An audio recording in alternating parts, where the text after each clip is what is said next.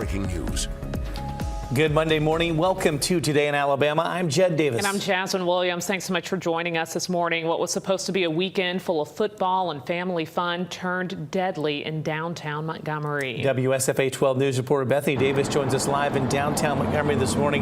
Bethany, Montgomery had a weekend full of family-friendly events planned that brought thousands of people here, and this definitely put a damper on that weekend. Talk about the latest in the investigation.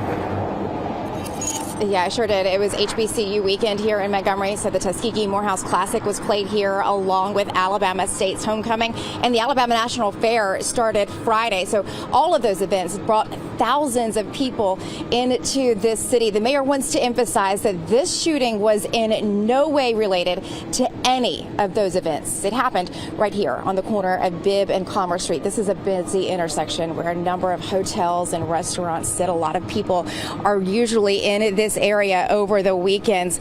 A total of 14 people were shot. 17-year-old Jeremiah Morris and 43-year-old Shalonda Williams were killed. 5 others are now in critical condition this morning.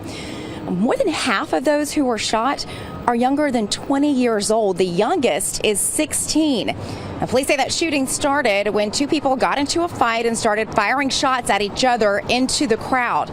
Now, police questioned several people, but didn't make it clear if any of them were actually suspects. And so far, no one is facing charges connected to this case. To have a heinous event like this take place prior to midnight in the busy part of our entertainment district is reckless and is selfish. Thousands of people have been in this city this weekend, and it only took 1 or 2 to change the entire outcome. From the state fair to other events that we had going on around this city, with law enforcement doing a great job